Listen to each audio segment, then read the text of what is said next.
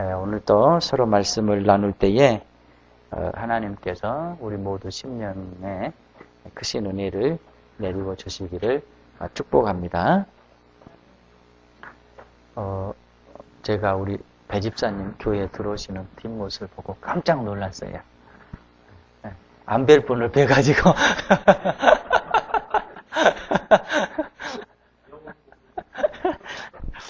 오늘 성경 말씀에 보면은 놀라지 말라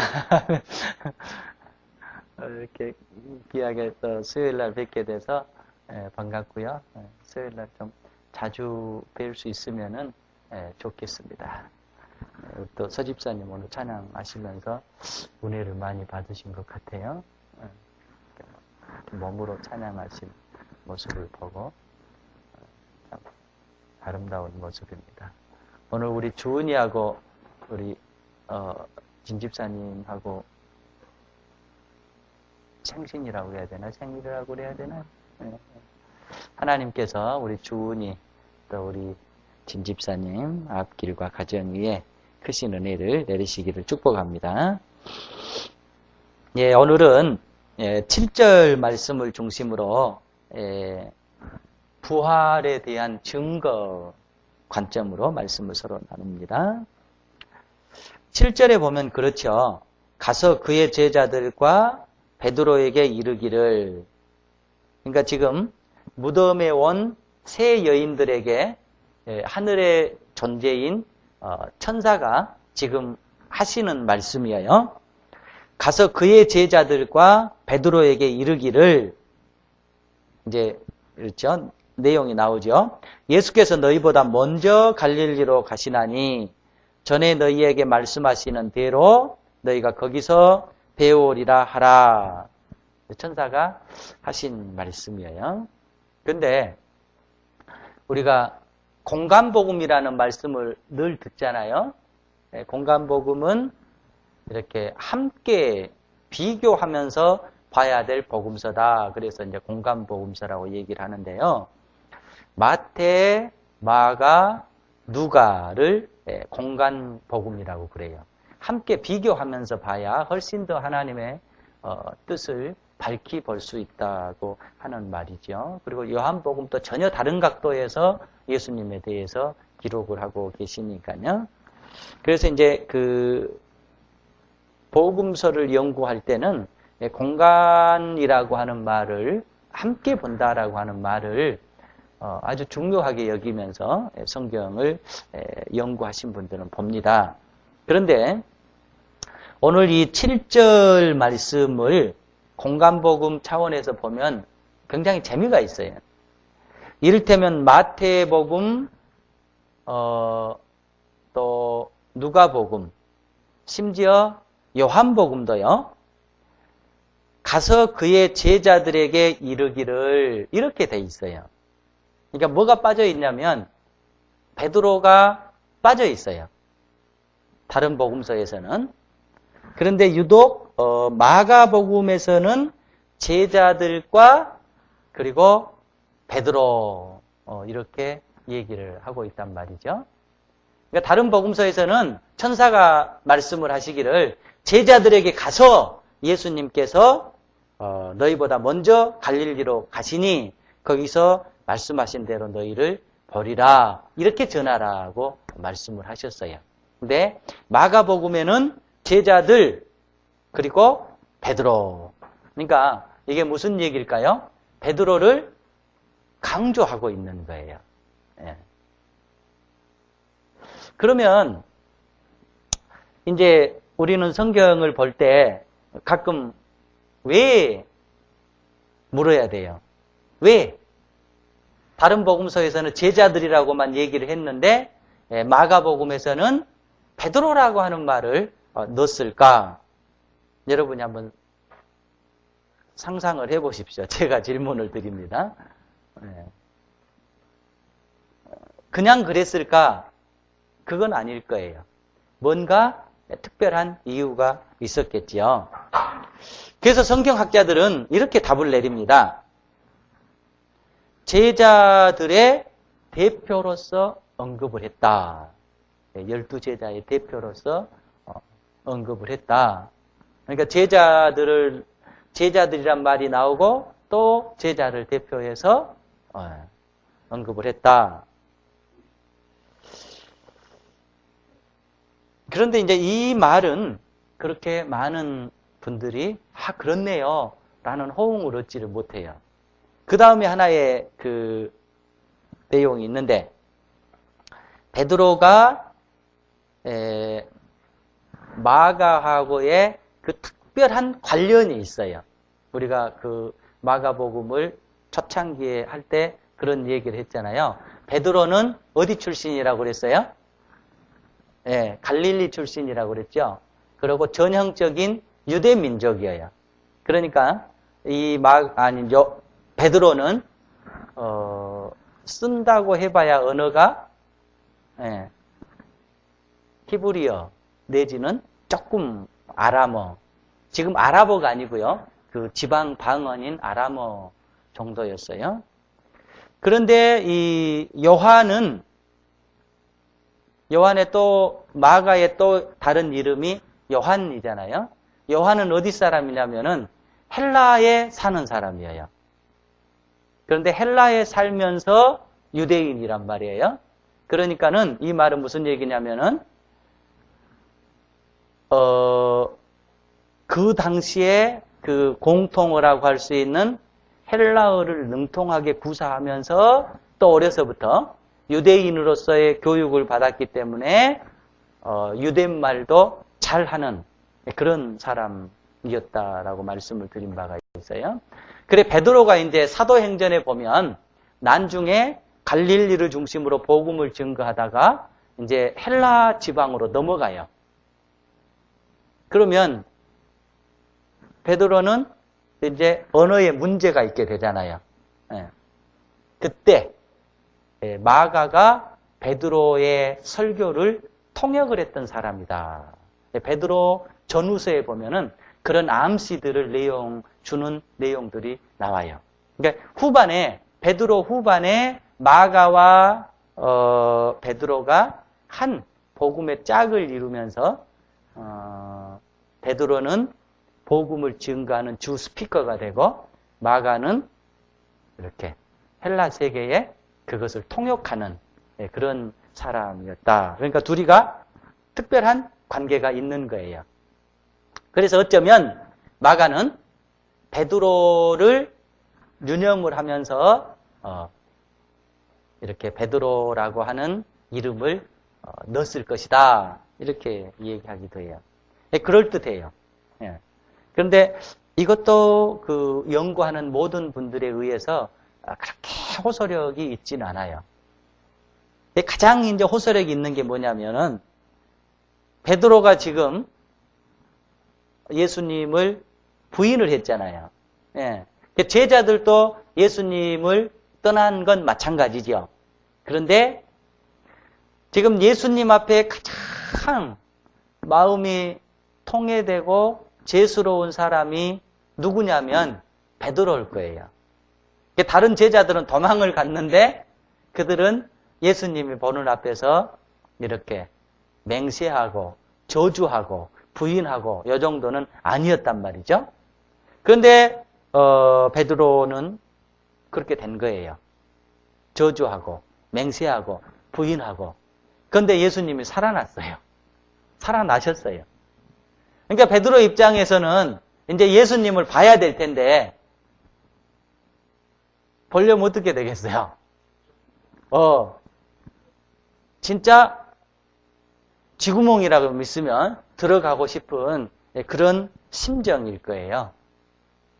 그런 이 상처의 마음을 예수님은 아시고 제자들을 언급하고 특별히 베드로를 데려와라 이렇게 얘기를 하신 것이지 않겠느냐. 성경학자들은 그렇게 얘기를 합니다. 그러니까 자, 여러분이 베드로라고 쳐봐요. 제가 베드로라고 쳐봐요. 예수님께서 살아나셔서 그 제자들 다 갈릴리로 모이라 해라. 이렇게 얘기했을 때 베드로가 그 소식을 들었어요. 그때 느껴지는 기분과 제자들하고 베드로를 데리고 와라. 이랬을 때 느껴진 기분하고는 어때요? 완전히 틀리는 거예요. 예. 그러니까 지금 상처받아 있는 영혼 베드로에게 예수님께서 특별히 챙겨주면서 베드로를 좀 데려와라. 이게 무슨 말일까요? 베드로를 안아주는 모습이에요. 베드로를 맞아주는 모습이에요. 베드로를 용서하는 모습이에요.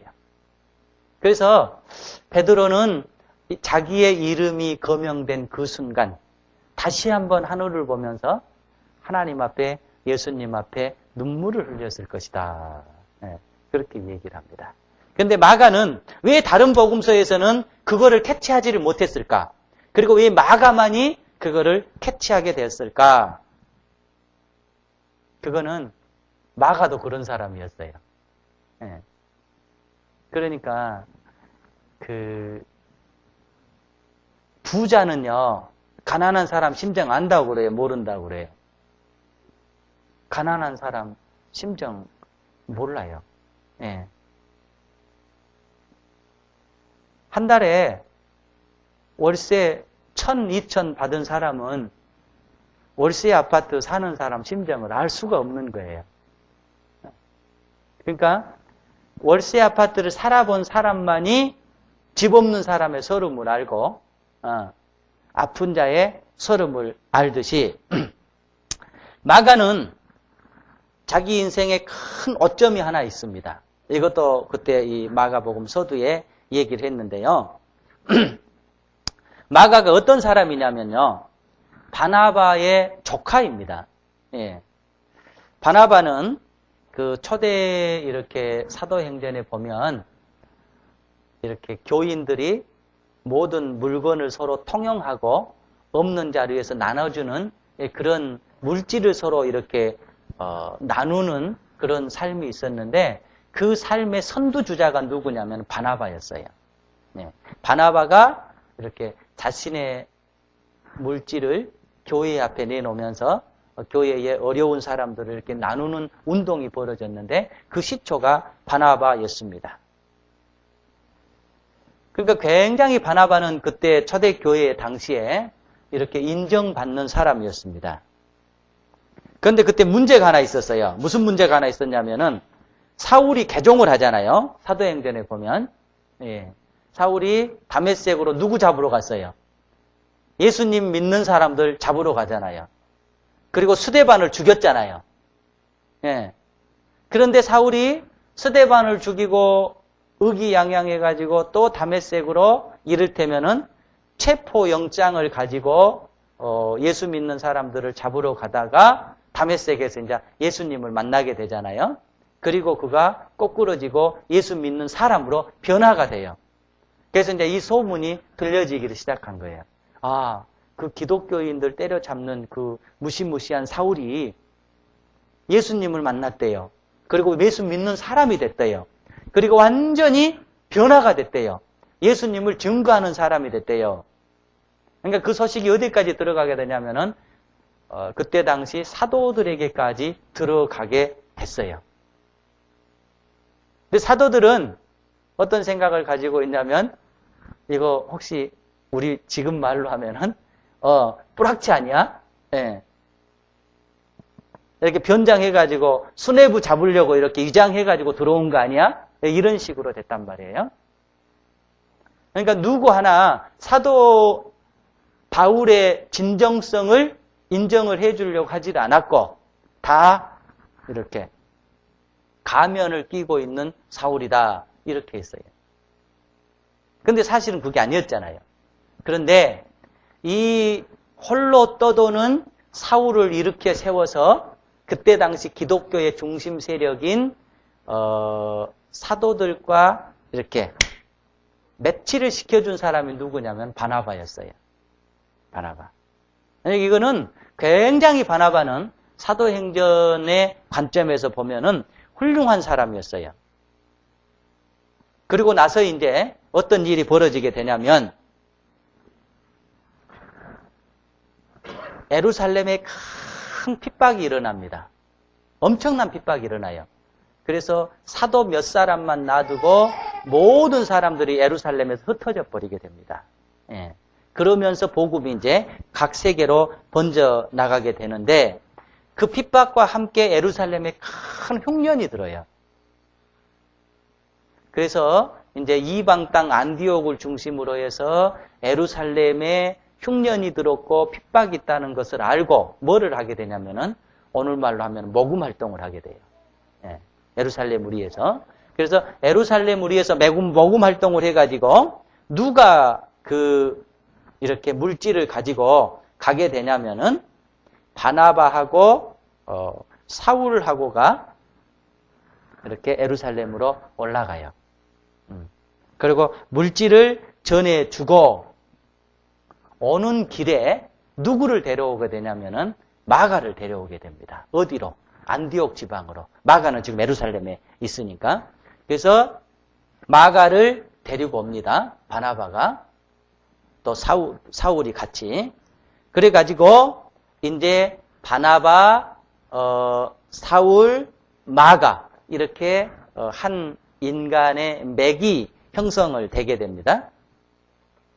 그리고 나서 이제 바울이 1차 전도 여행을 떠나게 돼요. 1차 전도 여행을 떠나게 되는데 그때 누가 중심이 되게 되냐면은 사울이 중심이 됩니다. 그리고 바나바가 이를테면 부중심이 돼요. 그리고 오늘 말로 하면은 그 모든 치닫거리를 해야 되는 총무를 누가 맡게 되냐면 마가가 맡게 돼요. 그래서 이 사람들을 중심으로 해서 이제 그 이방 땅으로 전도 여행을 가게 되는데 전도 여행 도중에 마가가 도중 하차해 버려요. 전도 여행을 가다가 바나바와 사울을 놔두고 마가가 예루살렘으로 올라가 버려요. 그때 마가는 그렇게 나이가 많은 시기가 아니었어요. 그러니까 마가가 도중하차하게 되므로 바나바하고 사울은 상당한 타격을 입게 됩니다. 예, 복음 전도를 하는데 그러면서 우여곡절을 거쳐서 이제 전도 여행을 마치고 돌아와요. 그리고 나서 시간이 지난 다음에 사울이 바나바한테 제안을 합니다. 우리가 지난번 이렇게 전도했던 지역들이 복음 안에 잘 서 있나 다시 한번 가보자. 그러면서 2차 전도 여행을 떠나요. 그런데 그때 바나바가 뭐라고 얘기를 하냐면은 글쎄 전에 저 있잖아 내 조카 생질 마가가 도중 하차했는데 이번에 다시 한번 기회를 줘서 데리고 가자. 이렇게 얘기를 해요. 그러면 이거 데리고 가야 되는 거예요? 안 데리고 가야 되는 거예요? 예. 바나바는 데리고 가자. 예. 사울은 안 된다. 그래가지고 둘이 엄청나게 다툼이 일어나요. 성경에 보면 다툼이 일어나요. 예. 근데 그 모습을 마가가 다 보고 있어요. 바나바하고 사울하고 둘이 마가 때문에 싸우는 이게 심한 다툼이었다고 얘기를 한 거예요. 그러니까 그냥 데리고 가자 말자 이것이 아니라 서로 엄청난 다툼이 돼요. 그래가지고 둘이 어떻게 되냐면 등을 지게 돼버려요. 서로 갈라서게 돼버려요. 그러니까 그 모습을 마가가 처음부터 끝까지 지켜봤어요. 네. 그 모습을 지켜본 마가의 심정이 어떻게 됐을까요? 엄청 아픔이겠죠. 나 때문에 위대한 사도들이 서로 등을 지고 서로 불협화음을 내면서 완전히 결별하게 되는 그런 모습을 지켜보면서 마가가 굉장히 상처를 받게 됩니다. 그래서 그 이후로 바나바가 마가를 데리고 한쪽을 가게 되고 바울은 실라라고 하는 또 어린 종을 데리고 다른 쪽으로 선교를 가게 돼요. 그러니까는 자기 때문에 일어난 그 싸움, 그냥 일반적인 싸움이 아니라 두 선교의 기둥들이 나누어지는 그 갈등을 보면서 마가는 엄청나게 아픔을 겪게 됩니다. 그러니까 그 아픔을 겪어봤던 마가가 주님을 배반하고 주님을 부인하고 맹세했던 그 이렇게 배반자 베드로의 마음을 안 거예요. 그래서 베드로의 아픔이 어떤 아픔일까? 마태도 몰라요. 사실은 누가도 몰라요. 요한도 몰라요. 마가만 그 아픔을 아는 거예요. 그래서 제자들과 또 베드로에게 이렇게 기록을 했다. 성경학자들은 그렇게 얘기를 하게 됩니다. 그러니까 아픔을 당해본 마가의 그 아픈 자의 마음을 알아서 베드로를 인정해줬고 베드로의 이름을 거명을 해줬는데 나중에 어떻게 되냐면요. 베드로는 이렇게 베드로 전서에 보면은 마가를 내 아들이라고 평을 하고 있어요. 그러니까 아픈 자가 아픈 자를 위로해 주는 거예요. 상처받은 자가 상처받은 자를 위로해 주는 거예요. 그리고 상처받은 자는 상처받은 자의 힘과 도움을 받아서 또 그 사람을 위로해 주게 되는 것입니다. 그러니까 여러분, 우리가 사실 고난을 좋아하는 사람이 어디가 있겠어요? 아픔을 좋아하는 사람이 어디가 있겠어요? 그런데 우리가 때로는 아픔을 당하고 때로는 고난을 당하고 때로는 이런 문제 속에 사는 것을 그런 관점에서 본다라고 한다면은 이거는 엄청난 축복이 되는 거예요. 하나님께서 고난을 주실 때 아무에게나 고난을 안 주는 거예요. 아무에게나 아픔을 안 주는 거예요. 그러니까 하나님께서는 고난을 줄 때는 어떤 마음으로 고난을 주느냐면 나는 적어도 너를 신뢰할 수 있다예요. 나는 적어도 너만큼은 내가 준 고난을 감당할 수 있으리라 믿는다. 그리고 그 고난을 승화시켜서 내가 고난을 당해보고 내 또 다른 자녀, 아픈 자, 고난당하는 자를 위로하리라 믿는다. 그래서 내가 너에게 고난을 준다. 이것이 성경적인 고난이에요. 그러니까 여러분이 고난이 올 때 나만 왜 이 고난이지? 나만 왜 아픔이지? 그거는 우리가 육신적으로 생각하는 거예요. 여러분 고난이 올 때, 여러분께 아픔이 올 때, 하나님께서 나를 그만큼 사랑하시는구나. 그만큼 나를 인정하시는구나. 그래서 내게 아픔이 있는 연약한 자를 돌보라고 내게 아픔을 주고 있구나. 그죠?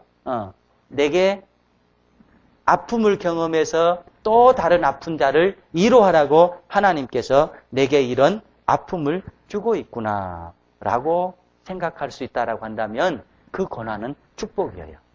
그 사실 성경의 고난은 그런 의미가 있는 것입니다. 여러분 그래서 마가처럼 주님 앞에 주님을 배신해 본 자가 주님 배신한 자의 마음을 알고 주님 때문에 아주 깊은 시리에 빠져본 자가 주님 때문에 시리 빠져본 자를 위로할 수 있고 또 감당해 줄 수 있고 이런 겁니다.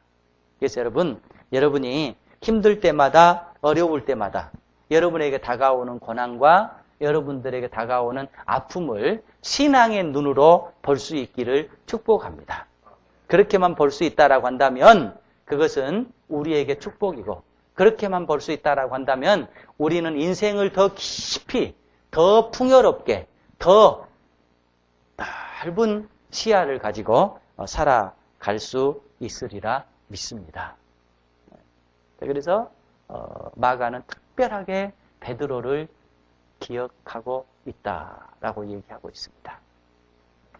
다음 이제 넘어갑니다. 그 다음 천사가 하는 말이 예수께서 너희보다 먼저 갈릴리로 가시나니 전에 너희에게 말씀대로 너희가 거기서 배우오리라 하라 하는지라. 그러니까 먼저 갈릴리로 가시겠다. 그 말을 전하라고 합니다. 왜 갈릴리를 언급하고 있느냐? 그렇죠? 왜 갈릴리를 언급하고 있느냐? 그것은요, 우리 14장 28절을 한번 봐보십시다. 14장 28절.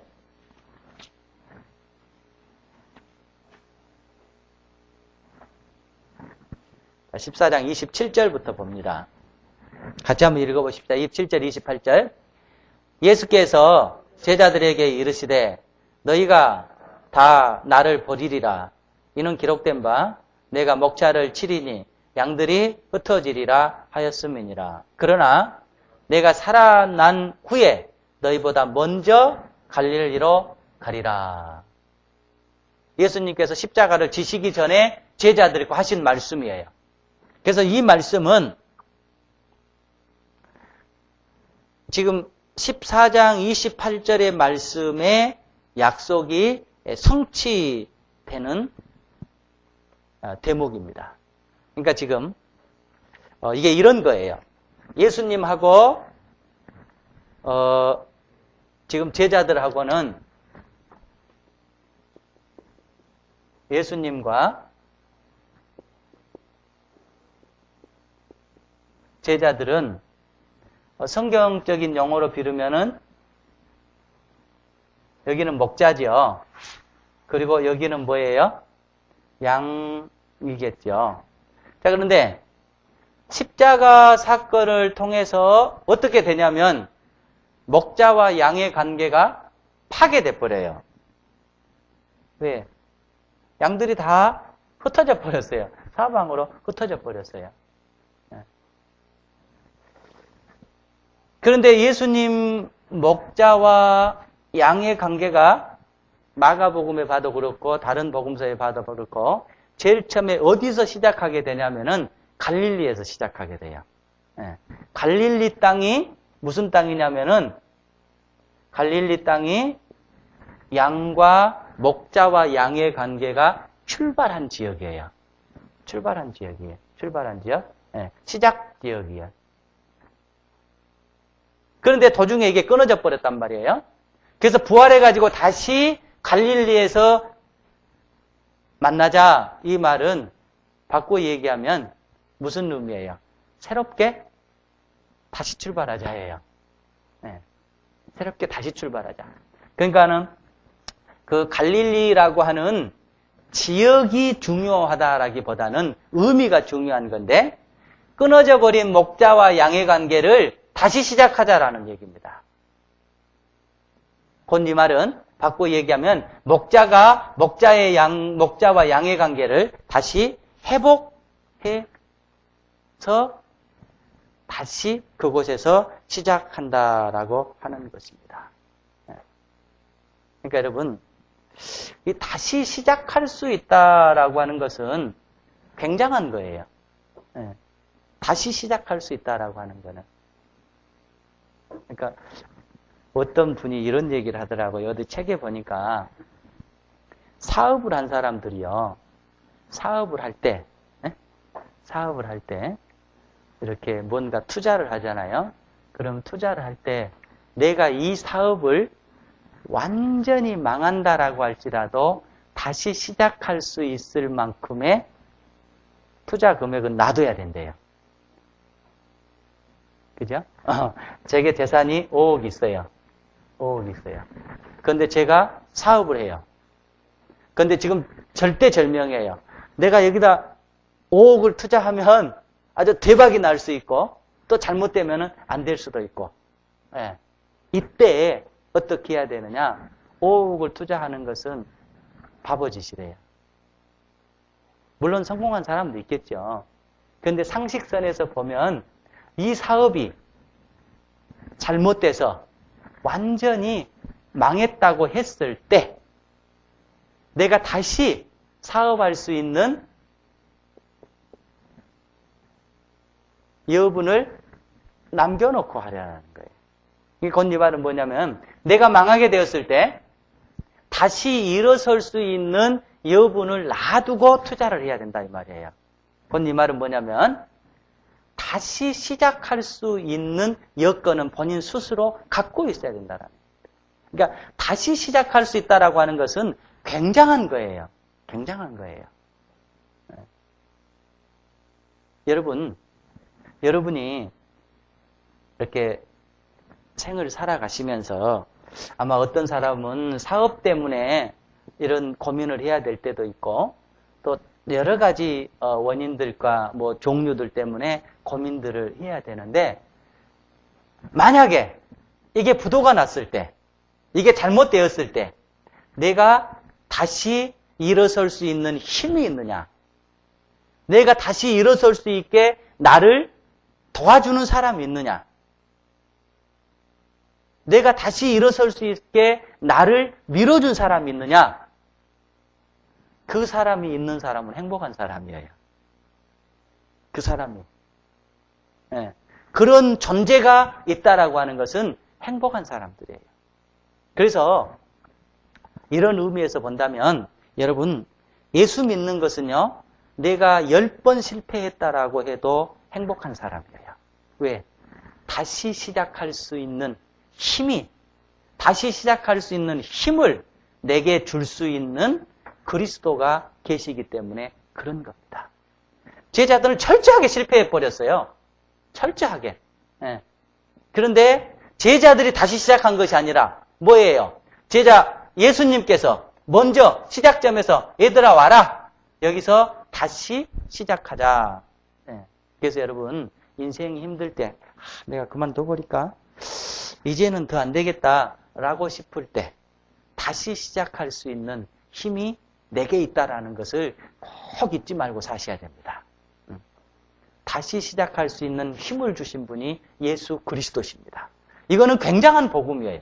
예. 어려움을 당해본 사람은 이 의미는 더 큰 의미가 될 겁니다. 이들은 지금 시작하려고 마음도 못 먹고 있어요. 그런데 예수님께서 아니야. 다시 시작할 수 있는 힘이 내게 있어. 철저하게 실패했고 수십 번 넘어졌다라고 할지라도 양과 목자의 관계가 회복되므로 다시 시작할 수 있어. 다시 시작하자라고 하는 의미가 갈릴리로 가서 너희를 보겠다라고 하는 것입니다. 여러분의 삶이 힘들 때 많이 있겠죠. 어려울 때 많이 있겠죠. 그럴 때마다 꼭 기억하십시오. 내가 10번 넘어졌다라고 할지라도 나에게 11번 일어날 수 있는 힘을 주신 분이 내게 있다. 내 심령에 그리스도가 계신다. 내 심령에 하나님이 계신다. 그분은 내가 10번 넘어지면 11번 일어서게 만들고 20번 넘어지면 21번 일어서게 만드신 분이다 하는 걸 기억하면서 힘들 때마다 어려울 때마다 내게 힘을 주시는 예수 그리스도를 붙잡고 살아가는 성도들이 될 수 있기를 축복합니다. 자, 그 다음에 이제 이 말은 또 하나의 의미가 있는데요.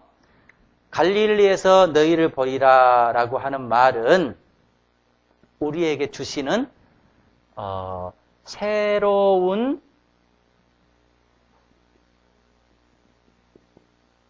제자직 또는 제자도라고 하는 거예요. 그러니까 이 말은 그런 거예요. 자, 갈릴리로 모이는 모든 제자들이요.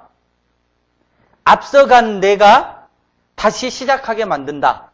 곧 이 말은 그 철저하게 실패한 후에 다시 시작하게 하는 그 대열에 참여해라 라고 하는 말인가 동시에 또 하나의 말은 너희도 그렇게 해라. 이 의미입니다. 너희도 그렇게 해라. 그러니까 지금은 길라잡이가 누가 되고 있어요? 예수님이 되고 계시잖아요. 예수님 되고 계세요.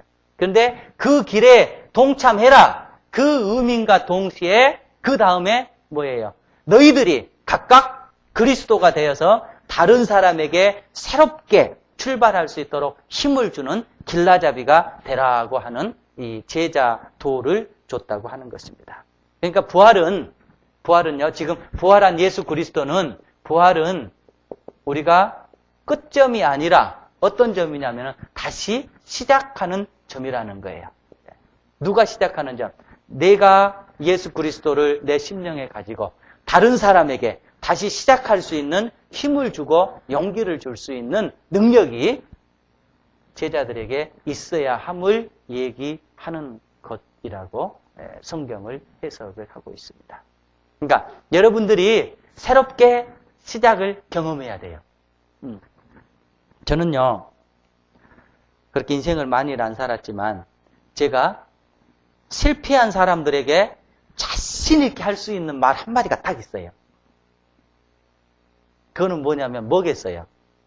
자, 여러분이 정말로 내가 100억 사업한 사람이 하나도 없이 1000만 원도 없이 부도가 났다. 그래도 저는 그 사람들에게 자신 있게 말할 수 있는 게 있어요. 건강만 하면 사십시오예요. 네.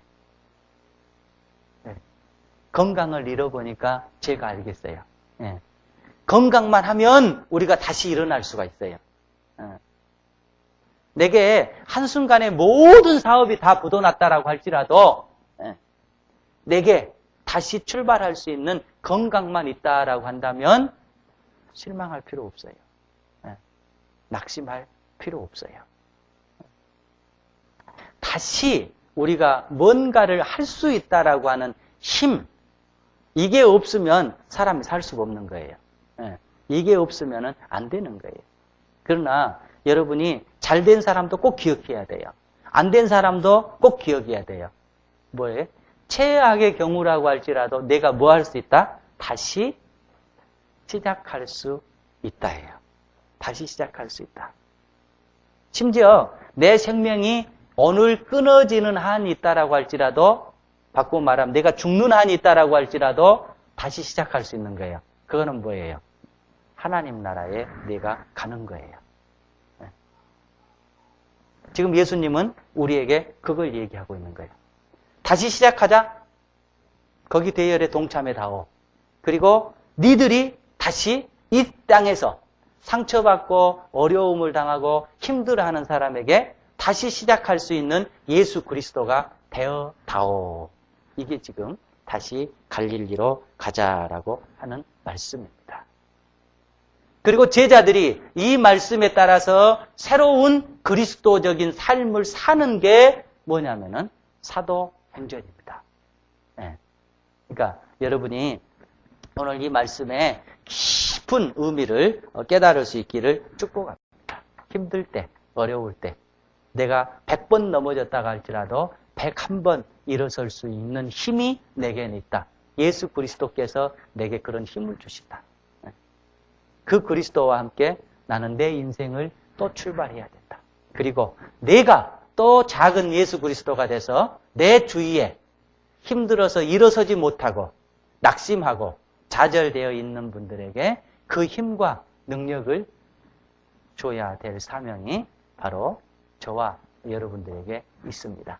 갈릴리로 가자라고 하는 의미가 그런 의미입니다. 우리 인생에 예수 그리스도로 말미암아 제자들이 사도행전에서 다 어렵지만 힘들지만 능력의 삶을 살았듯이 우리 모두가 그런 능력의 삶을 살 수 있기를 축복합니다.